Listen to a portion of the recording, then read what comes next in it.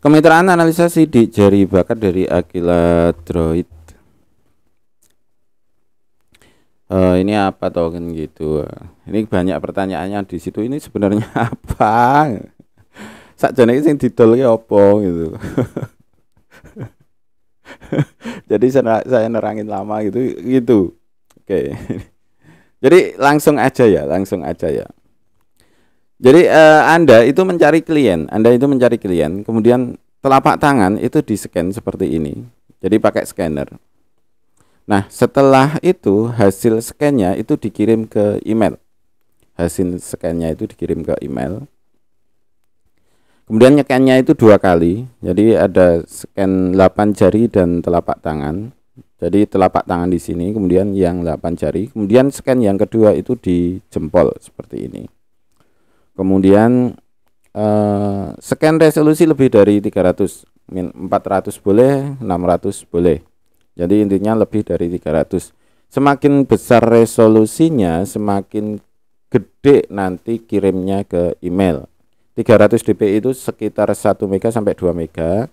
Kalau 400 dpi itu sekitar 20 mega. Kalau 600 dpi bisa sampai 60 mega per gambarnya. Jadi kalau kirim 2 berarti 120 mega. Kalau Anda punya WiFi nggak ada masalah, tapi kalau pakai tethering masalah. Jadi lama banget dan kadang tidak terkirim. Nah, setelah itu cetak dan berikan ke klien. Bagian tersulitnya adalah kalau ada pertanyaan tentang hasil analisa. Jadi mitra perlu mempelajari setiap poin. Scan 2 kali telapak tangan 8 jari 2 jempol, punya scanner dokumen. Jadi intinya minimal punya scanner dokumen, printer dan komputer gitu ya. Nah, biaya dan harga jualnya itu 100.000, harga beli 50.000, biaya cetak 5.000. Jadi laba per orang per klien itu 45.000. Nah, kalau sehari itu dapat 10 orang, laba bersih 450.000. Ini omongan aja ya, Wong sehari dapat 2 aja udah bagus itu.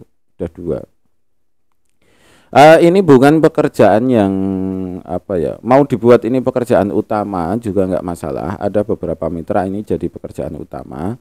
Namun saya lebih merekomendasikan ini jadi pekerjaan sampingan. Jadi Anda kerja dari jam 7 sampai jam 8 sampai jam 4 atau jam 8 sampai jam 1, jam 8 sampai jam 3. Itu kan punya waktu luang di sore hari dan waktu malam hari. Nah, ini lagi kerja ini aja itu. Nah, hubungi kami. Oh, ini terlalu singkat ya. Bentar saya carikan contoh hasilnya. Nah, analisa bakat itu seperti apa gitu kan? Analisa bakat itu seperti apa?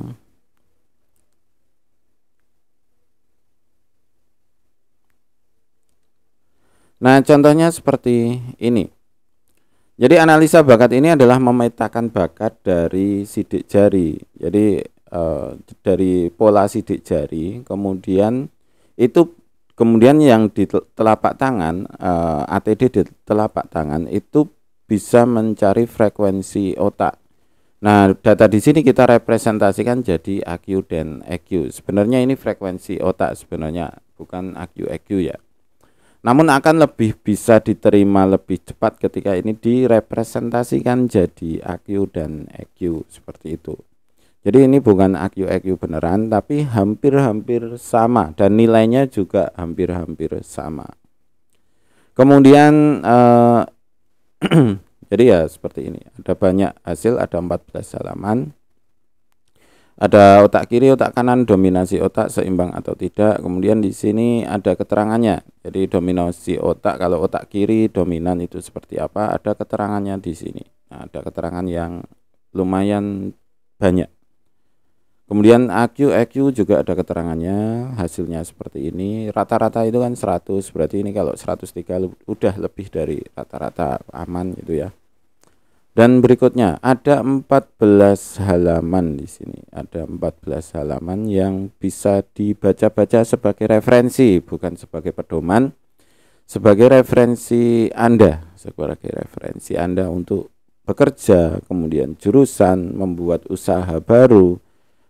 Intinya apakah saya itu bakat jadi pengusaha gitu ada, apakah saya itu bakat jadi pegawai itu ada, apakah jurusan saya itu sudah tepat. Di sini ada apa ya, jurusan dan pekerjaan juga yang cocok di mana, seperti itu.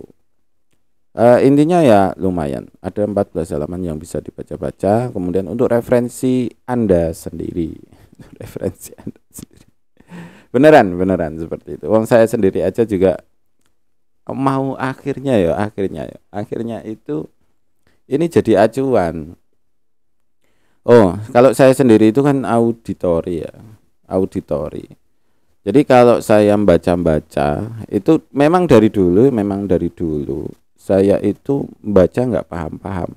Saya itu membaca itu nggak paham-paham. Jadi kalau belajar membaca buku terus-menerus gitu nggak ada yang paham. Tapi ketika orang ngomong itu paham. Jadi kalau saya misalnya ya pas waktu SD, SMP, SMA gitu. Waktu SMA itu mau belajar itu malah nggak belajar. Jadi malamnya itu tidur awal, turu gasik gitu. Tidur awal, kemudian yang penting besok pagi aku berangkat pagi.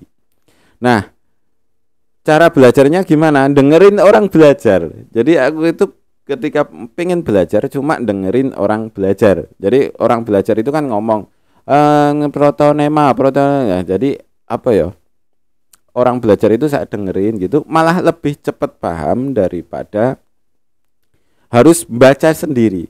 Baca sendiri buat ringkesan sama aja, nggak ada itunya, nggak ada efeknya. Tapi kalau orang ngomong itu langsung ke apa ya, di otak itu langsung terekam seperti itu. Nah, ini yang dimaksud dengan belajar audio. Jadi tipe belajarnya itu audio di sini. Jadi misal Anda pengen belajar, ya lihat dulu ini audio, kinestetik atau visual atau thinker. Jadi dengan ini Anda bisa belajar lebih cepat. Jadi kadang kan kita maksa anak kita, ayo baca buku, baca buku itu. Tapi kan nggak mesti setiap orang itu setelah membaca buku itu paham. Termasuk saya sendiri juga nggak paham kalau baca buku. Saya bukan pembaca. Kira-kira seperti itu ya untuk analisa bakat dengan sidik jari. Silakan pelajari. Ini sebenarnya peluang untuk apa ya, usaha sampingan freelance. Mau dibuat pekerjaan utama nggak masalah. Ini bisa ke sekolah-sekolah atau ke TK atau ke perusahaan gitu ya. Kadang perusahaan. Nah, kalau perusahaan gunanya untuk apa? Posisi kerja. Jadi kalau mau ke perusahaan silahkan. Jadi apakah dia berbakat jadi marketing? Itu ada. Apakah dia berbakat jadi front office? Ada. Di sini ada. Nah, di sini ada pembangun, pengambil keputusan, pelaku, komunikator, deal maker, pedagang, pencipta. Jadi kalau pengen jadi marketing ya, deal makernya di sini ada, komunikatornya ada. Ada kan marketing yang pintar ngomong gitu, tapi yang deal sedikit. Ngomongnya lama, pinter gitu kan, tapi dealnya dikit. Nah, ini punya komunikator tapi tidak punya deal maker. Nah, kalau punya deal maker itu ngomongnya dikit gitu. Kalau nggak punya komunikator ya, ngomongnya dikit tapi nggak sebanyak ketika punya dua-duanya. Ketika punya komunikator dan punya deal maker itu ngomong bisa banyak, dapatnya banyak. Itu marketing. Ujung tombak dari perusahaan itu kan di marketingnya ini. Jadi kalau gagal di sini sudah selesai itu. Jadi memang apakah Anda misalkan perusahaan ya, kamu cocok marketing atau tidak gitu kan penting itu. Penting. Jadi enggak asal ke sana ke sini gitu. Kemudian apakah Anda jadi leader di perusahaan baru? Misal pengen buat cabang gitu, pengen buat cabang. Terus kita kan butuh leader ya, butuh manajer di sana. Nah, di sini pembangunnya ada apa enggak gitu. Kalau enggak ada, enggak jalan-jalan itu cabangnya enggak jalan-jalan. Nah, apakah pembangun ini ketika dimasukkan ke perusahaan utama jalan? Enggak. Karena apa? Pembangun itu orang yang suka bangun, tidak suka bener. Pembangun itu tidak suka diatur dan dia nggak suka hal yang stagnan, yang stabil itu nggak suka. Seorang pembangun ya memang dia harusnya di cabang baru seperti itu. Ya, masih banyak lagi ada video tutorialnya, ada video pembahasan hasilnya. Itu hanya beberapa yang saya ungkapkan itu yang saya jadi ada banyak hasil, setiap ini ada ceritanya sendiri-sendiri. Ada cerita. Ya, seperti itu. Kira-kira seperti itu. Ini usaha baru, silahkan dicoba aja wong ya nggak bayar mahal. Yang penting punya scanner intinya. Kalau punya Anda punya printer 3-in-1 gitu, punya scanner, udah jalan aja. Beneran itu, beneran. Wong yang nggak bayar dulu, nggak bayar dulu tuh. Nyoba aja dulu, sebar brosur. Silakan hubungi saya nanti kalau misalkan Anda tertarik, hubungi saya. Akan saya kirimkan brosur-brosur e-bannernya. Wong itu silakan coba aja, coba aja. Kalau misalnya banyak yang tertarik kan lumayan gitu. Ini bukan hal yang sulit juga. Oke, kira-kira seperti itu. Terima kasih, selamat mencoba dan semoga sukses selalu.